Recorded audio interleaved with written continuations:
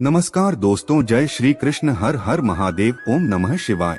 आप सभी का एक बार फिर से दोस्तों, अगर आप अपनी लाइफ में कुछ नया सीखना चाहते हैं तो चैनल को सब्सक्राइब जरूर करिएगा। दोस्तों, हम भगवान शिव को समर्पित सावन मास की शिवरात्रि सावन मास के कृष्ण पक्ष की चतुर्दशी तिथि को मनाई जाती है। इस साल 15 जुलाई दिन शनिवार को सावन की पहली शिवरात्रि रहेगी और फिर 14 अगस्त सोमवार के दिन अधिक मास की दूसरी शिवरात्रि रहेगी। पहले शिवरात्रि का आरंभ 15 जुलाई की रात 8:32 पर होगा और 16 जुलाई को तिथि का समापन रात 10:07 पर हो जाएगा। इस दिन भगवान भोलेनाथ की साधना करने से धन, धन्य, सुख, सौभाग्य और समृद्धि में वृद्धि होती है। ये दिन भगवान भोलेनाथ को प्रसन्न करने का बहुत ही खास दिन माना जाता है। भगवान भोलेनाथ भोले भंडारी है। वे एक लोटा जल से भी प्रसन्न हो जाते हैं, लेकिन भगवान भोलेनाथ शीघ्र ही गुस्सा भी हो जाते हैं। जहाँ भगवान भोलेनाथ को कुछ चीजें प्रिय है तो वहीं कुछ चीजें अप्रिय भी है।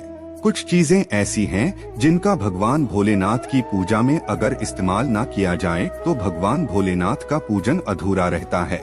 वहीं कुछ चीजें ऐसी भी होती है जो अगर अनजाने में आप भगवान भोलेनाथ को अर्पित कर देंगे तो उससे भगवान भोलेनाथ आपसे रुष्ट हो जाएंगे। इसलिए भगवान भोलेनाथ की पूजा करते समय कुछ बातों का विशेष ध्यान रखना चाहिए। आज की इस वीडियो में हम आपको बताएंगे सावन मास की शिवरात्रि के पावन पर्व पर क्या करे क्या ना करे, कौन सी ऐसी वस्तुएं हैं जो भगवान भोलेनाथ को अति प्रिय है और कौन सी ऐसी वस्तुएं हैं जो भगवान भोलेनाथ को बिल्कुल भी प्रिय नहीं है, कौन सी वस्तुएं हैं जो भगवान भोलेनाथ को भूल से भी अर्पित नहीं करनी चाहिए। लेकिन दोस्तों, उससे पहले आपसे रिक्वेस्ट करते हैं कि वीडियो को लाइक जरूर करिएगा, दोस्तों को शेयर कर दीजिएगा और अगर आपने अभी तक चैनल को सब्सक्राइब नहीं किया है तो चैनल को सब्सक्राइब करके बेल आइकन जरूर दबाइएगा। तो आइए सबसे पहले जानते हैं सावन मास की शिवरात्रि के पावन पर्व पर क्या करना चाहिए जिससे भगवान भोलेनाथ और मां पार्वती का आशीर्वाद प्राप्त हो। भगवान भोलेनाथ की पूजा सफेद या लाल रंग के वस्त्र धारण करके ही करें। सफेद और लाल रंग के वस्त्र धारण कर भगवान भोलेनाथ का पूजन करना बहुत ही शुभ माना जाता है। यदि संभव हो तो इस दिन पूजा में बिना सिले वस्त्र पहने सावन मास की शिवरात्रि के पावन पर्व पर भगवान भोलेनाथ के शिवलिंग का पूजन अवश्य ही करें। शिवलिंग का पूजन करने से भगवान भोलेनाथ और मां पार्वती की असीम कृपा प्राप्त होती है। सावन मास की शिवरात्रि पर भगवान भोलेनाथ का पूजन रात्रि के चारों प्रहर में किया जाता है, लेकिन भगवान भोलेनाथ का पूजन प्रदोष काल में भी अवश्य करना चाहिए। प्रदोष काल स्वयं भगवान भोलेनाथ का काल होता है। मान्यताओं के अनुसार प्रदोष काल के समय भगवान भोलेनाथ शिवलिंग में विराजमान रहते हैं। इसलिए सावन मास की शिवरात्रि के पावन पर्व पर आप प्रदोष काल में भगवान भोलेनाथ का पूजन अवश्य ही करें। प्रदोष काल यानी कि संध्या काल से रात्रि तक 90 मिनट का समय शिवरात्रि का मतलब है भगवान शिव का रात्रि के समय पूजन करना। इसलिए शिवरात्रि में अर्धरात्रि यानी कि निशिता काल में भगवान शिव का पूजन अवश्य ही किया जाता है। इसलिए आप भी निशिता काल जो अर्धरात्रि का समय होता है, रात 12 बजे से 12:30 बजे तक, इस समय भगवान भोलेनाथ का पूजन अवश्य ही करें। इससे भगवान भोलेनाथ अति शीघ्र ही प्रसन्न हो जाएंगे और आपको मनचाहा वरदान देंगे। सावन मास की शिवरात्रि पर भगवान शिव के साथ माता पार्वती का पूजन भी अवश्य ही करें। ऐसा करने से आपको भगवान शिव के साथ माता पार्वती का भी आशीर्वाद प्राप्त होगा। शिवरात्रि के दिन भगवान भोलेनाथ के शिवलिंग पर बेलपत्र अवश्य ही अर्पित करें। बेलपत्र भगवान भोलेनाथ को अति प्रिय है। बेलपत्र के बिना भगवान भोलेनाथ का पूजन अधूरा माना जाता है। बेलपत्र एक पत्ता नहीं माना जाता। एक डंडी में जो 3 पत्ते जुड़े हों उन्हें बेलपत्र कहा जाता है। एक डंडी में 3 जुड़े हुए बेलपत्र ही शिवलिंग पर अर्पित करें और चंदन से उस पर ओम नमः शिवाय लिखकर वे अर्पित करें। ऐसा करने से भगवान भोलेनाथ की कृपा प्राप्त होती है। शिवरात्रि के दिन भगवान शिव को पूजा में अक्षत अवश्य ही अर्पित करें। ऐसा करने से आपको भगवान शिव का आशीर्वाद प्राप्त होगा। इस दिन रात्रि में भगवान शिव का जागरण अवश्य करना चाहिए, जिससे आपको शिवरात्रि का पूर्ण फल प्राप्त हो सके। शिवरात्रि के दिन भगवान शिव की पूजा करने से पहले भगवान श्री गणेश, भगवान कार्तिकेय, नंदी जी और मां पार्वती का पूजन अवश्य ही करना चाहिए। नहीं तो आपको भगवान शिवजी की पूजा का फल प्राप्त नहीं होगा। इस दिन बैल को हरा चारा अवश्य ही खिलाना चाहिए, क्योंकि बैल को नंदी जी का रूप माना जाता है, जो भगवान शिव को अत्यधिक प्रिय है। सावन मास की शिवरात्रि पर इन कार्यों को करने से भगवान भोलेनाथ की कृपा प्राप्त होती है। दोस्तों, क्या करें?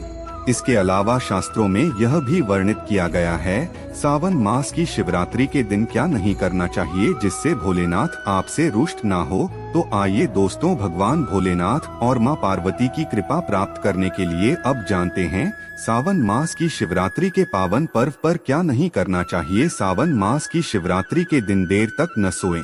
सुबह सूर्योदय से पहले उठकर स्नान कर लें। ऐसा करना आपके लिए काफी शुभ रहेगा। इस दिन भूलकर भी काले रंग के वस्त्र धारण ना करें, क्योंकि काले रंग के वस्त्र धारण करना इस दिन अशुभ माना जाता है। शिवलिंग पर चढ़ाई गई चीजों को बिल्कुल भी ग्रहण ना करें, क्योंकि शिवलिंग पर चढ़ाई गई चीजों को ग्रहण करना अशुभ माना जाता है। यदि आप शिवलिंग पर जल चढ़ा रहे हैं तो ध्यान रखें, शंख से जल बिल्कुल भी ना चढ़ाएं। भगवान शिव को आप लोटे से जल अर्पित करें। शंख से भगवान भोलेनाथ का पूजन नहीं किया जाता और लोटे से भी जल चढ़ाते समय इस बात का ध्यान रखें कि अगर आपने जल में दूध या फिर दही मिलाया है तो आप दूध और दही से भगवान शिव का अभिषेक करने के लिए तांबे के लोटे का इस्तेमाल ना करें, क्योंकि तांबे के पात्र में दूध और दही से जहर बन जाते हैं। इसलिए दूध दही से भगवान भोलेनाथ को अभिषेक करने के लिए आप स्टील का या फिर पीतल के लोटे का या चांदी के लोटे का इस्तेमाल करें। सावन मास की शिवरात्रि के दिन भगवान शिव की पूजा में तुलसी का प्रयोग भूलकर भी ना करें, क्योंकि आप ऐसा करते हैं तो आपको पूजा का पूर्ण फल प्राप्त नहीं होगा। भगवान श्री गणेश और भगवान शिव को तुलसी अर्पित नहीं की जाती, इससे दोष लगता है।